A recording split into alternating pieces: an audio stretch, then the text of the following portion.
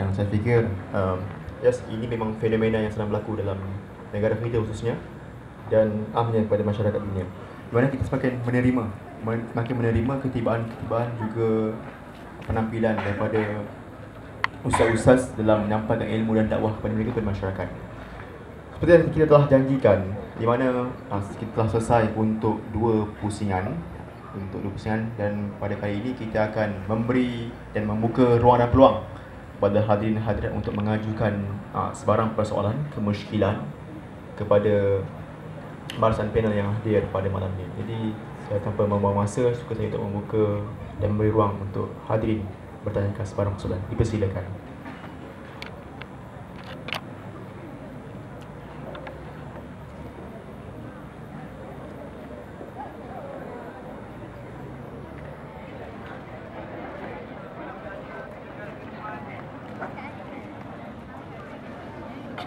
Kita menyediakan satu stand mic di bahagian tengah. Jadi kita minta untuk mana-mana yang berhajat untuk mengajukan sebarang persoalan, satu mic disediakan di hadapan tengah. Dan hadirin yang berminat untuk mengajukan sebarang persoalan dipersilakan. Hadirin boleh menanyakan kepada mana-mana sahaja kecuali saya. Okey, kita ada seorang. Perkenalkan nama dan juga soalan yang ingin diajukan. Silakan. Bismillahirrahmanirrahim. Assalamualaikum pada semua hadirin. InsyaAllah Ana minta pendapat Kak Iyad sendirilah. Kak Iyad seorang artis di mana fashion sangatlah menjadi keutamaan seorang artis kan. By the way, nama saya Izian. Nanti termention tak? Sekarang ni kita tengok dalam UTM ni, mahasiswa termasuklah saya yang dahulunya pergi kelas berfashion umpama artis-artis dan sangat mengetengahkan K-pop style yang seluar berwarna-warni tu. Okay. Dan memang tak menepati syariat langsung lah. Macam mana nak minta nasihat Kak Iyad, berilah sesuatu bagi kami agar kami tetap menetapkan syariat tu. Macam sangat sedih lah tengok dalam UTM sendiri kan. Memang syariat tu memang ditolak tepi lah. Macam Kak Iyad artis, tapi pakaian Kak Iyad tak menampak susuk badan langsung kan. Tak macam kita orang ni tak terkenal, memang biasa je. Tapi Masya Allah kan, tak tahu lah, na'udzubillah kan. Macam tu lah, faham ke? Masya Allah. Terima kasih. Assalamualaikum. Assalamualaikum warahmatullahi wabarakatuh. Kita kumpul soalan tu. Ya, kita kumpul soalan ni. Jadi terima kasih kepada saudari Izian atas soalan yang diajukan.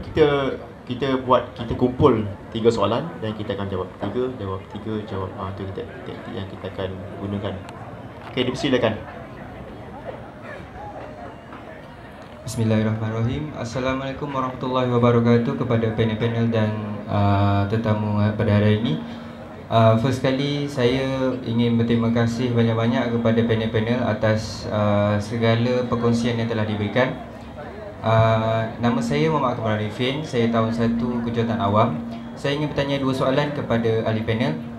Yang pertama, macam kita lihat macam forum-forum sebegini memang bagus diadakan, tetapi macam mana, saya nak tanya macam mana caranya kita nak mengajak kita menyarakan untuk memeriahkan majlis ni.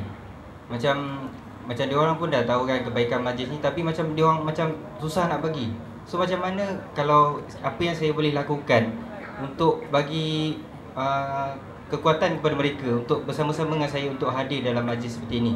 Dan soalan yang kedua tentang penghijrahan, macam Kak Iyad dia berubah kan, dan terus macam constant lah.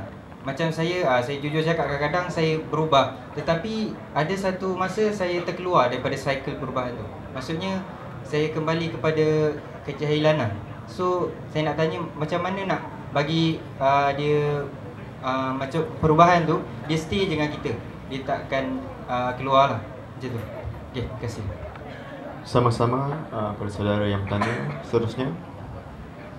Assalamualaikum warahmatullahi. Saya ada 2 soalan. Soalan pertama untuk Ustaz Zamli. Tadi yang dikatakan 85% dalam penyampaian tu, bagaimana untuk lagi berkesan? Adakah lebih perlu untuk berilmu atau bagaimana?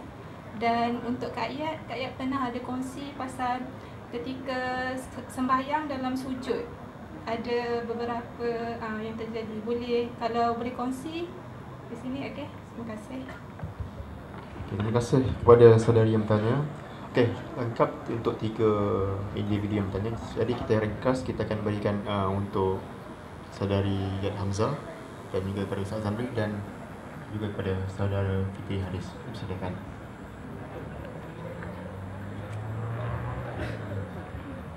Baik. Auzubillahi Bismillahirrahmanirrahim. Masya-Allah, saya ada 3 soalan nak jawab ni. Ini tak adil. Baik, tak apa, saya cuba ya. Adik yang pertama tadi, yang bernikah tadi, mana dia? Jangan lari, jangan sedih dia, mana dia? Tadi kata dia sedih, janganlah sedih. La tazan, innallaha ma'ana. Nanti Haliza Helmi akan muncul dengan lagu terbaru ni, pulang daripada Gaza itu kami. Pulang dia terus ada idea nak buat lagu. Tajuk dia La tazan, innallaha ma'ana. Kita dengar dah sama-sama Jangan sedih, jangan risau. Allah dengan kita, Allah bersama dengan kita. Jangan sedih. Apa yang berlaku di sekeliling kita tu, kita perlu lebih kuat. Jangan kesedihan tu buat kita rasa down. Perlu lebih kuat untuk berusaha untuk mencantikkan apa yang kita rasa tak cantik di sekeliling kita. Tapi apa pun bermula dengan diri kita. Jangan kita sibuk nak betulkan orang lain. Bagus. Kan Nabi pun pesan kan, sampaikanlah dariku walaupun sepotong ayat. Betul, memang kita perlu kongsi dan sampaikan apa yang kita tahu pada orang lain. Tapi yang penting kita sendiri kena first kali jadi role model pada mereka dengan mencontohi akhlak Nabi, dengan mengamalkan segala ilmu yang kita telah belajar. Macam konteks hari tu, adik ni dia risau dekat UDM ni mungkin ramai mungkin student-student yang tak jaga aurat kan. Jangan risau adik, jangan risau. InsyaAllah berkat kesabaran kita, berkat mana-mana para da'i, bagi kita semua ni da'i dan da'iyah.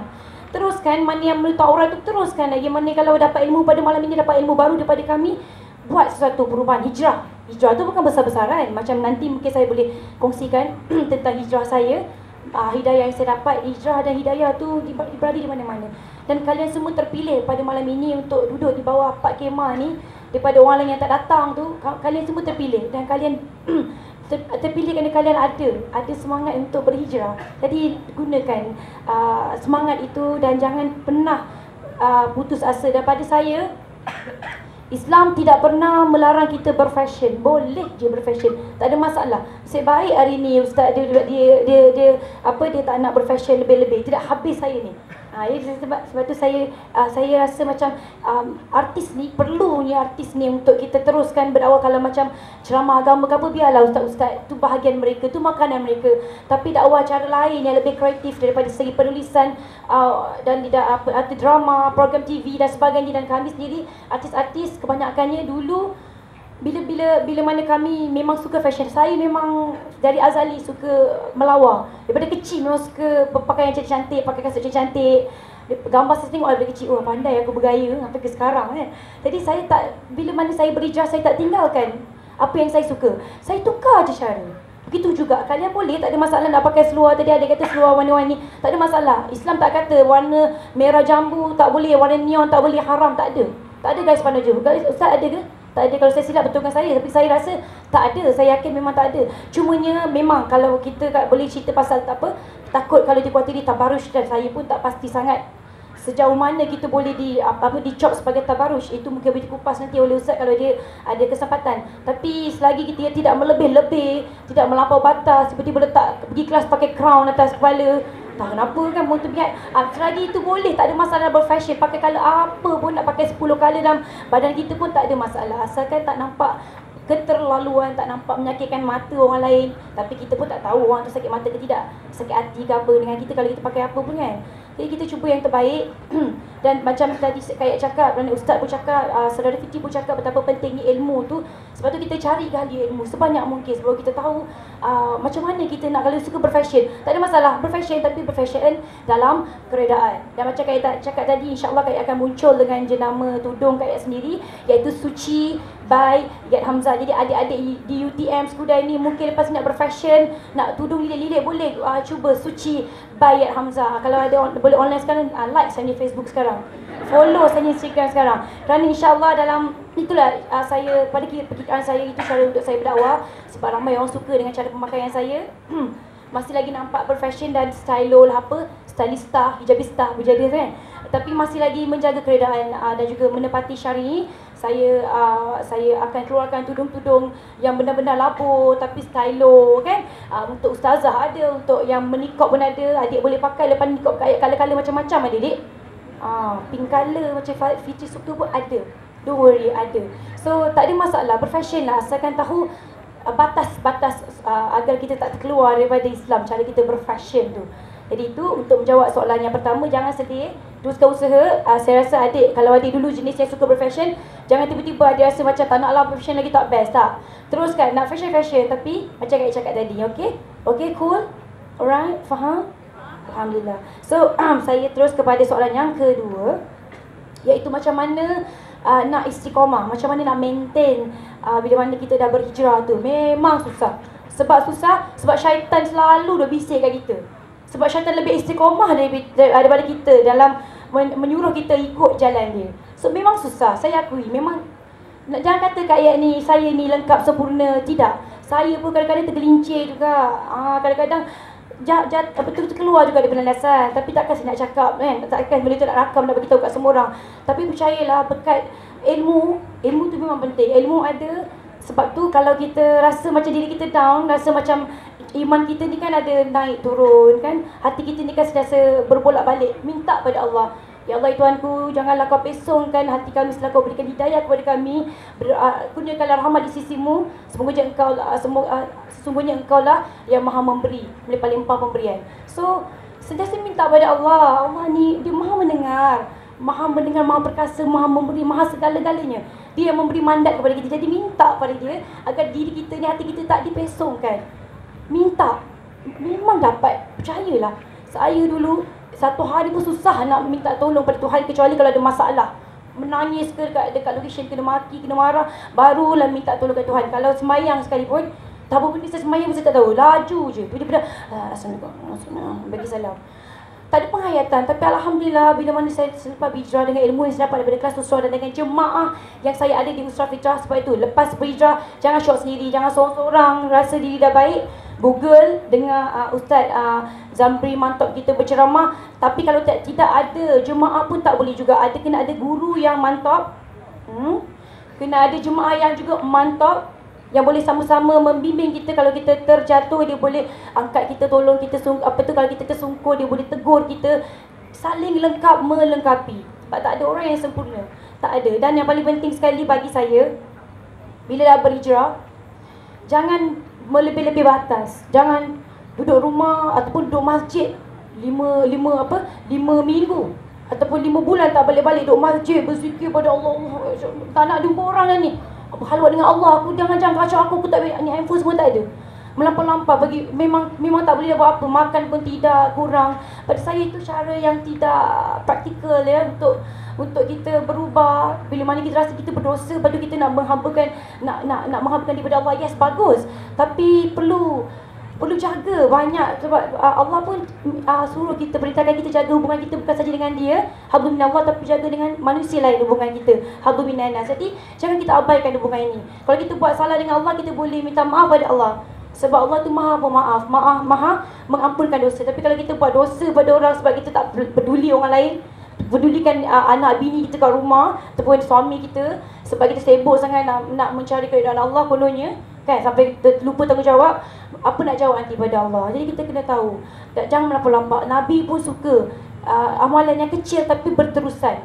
Sikit pun tak apa. Kalau boleh macam saya dulu, mula-mula saya berhijrah, saya dulu memang jumpa Al-Quran setahun sekali pun susah, sangat susah. Tapi Alhamdulillah, walaupun tunggal langgang tajuk saya belajar istiqamah saya adalah setiap kali solat saya cuba baca at least satu muka surat Al-Quran, dan saya cuba untuk maintain sampai ke hari ini. Walaupun tak mudah, kadang-kadang terlepas juga sebab kesibukan kan, kekerasan dan sebagainya. Tapi perlu kuatkan diri dan sentiasa fikir yang Allah itu bukan ke atas, sebenarnya Allah tu sangat dekat dengan kita. Kalau kita rasa kita cubit pipi kita ni, sakit lah, dekat di pipi ni dengan kita, hidung dengan mata. Allah tu lagi dekat daripada pipi yang kita cubit. Jadi Allah sangat dekat, Allah sangat-sangat melihat dan sentiasa memerhatikan kita. Kalau kita ada perasaan yang Allah sentiasa memerhati, confirm memang takut nak buat salah, babe. Memang takut dapat dosa besar. Memang kadang-kadang kita lupa juga kan, kita nakal-nakal sikit-sikit, tapi kalau buat dosa-dosa besar macam nak patah balik ke jalan lama tu, memang taklah. Memang saya memang takkan, alhamdulillah setakat ni memang tak ada. Memang tak ada, alhamdulillah. Jadi saya rasa itulah yang Kak Ayat boleh kongsikan dengan adik-adik semua. Ilmu penting, jemaah, guru yang mantap. Kalau tak ada guru, memang takut nanti kita bersalah guru. Yang paling penting pun guru tu kena betul-betul telah memang kata kan, memang betul-betul layak jadi guru lah, ataupun yang diiktiraf lah. Jangan sembarangan berguru kan, lain jadi kan ajaran sesat pula kan. Jadi itulah yang saya dan istiqomah tu, bila mana kita buat amalan sikit-sikit, lama-lama kita top up lagi, kita upgrade, improve, sampai insyaAllah nanti kita boleh maintain kita punya kebaikan hinggalah ke jannah. Amin amin ya rabbal alamin. Jadi itu untuk soalan yang kedua.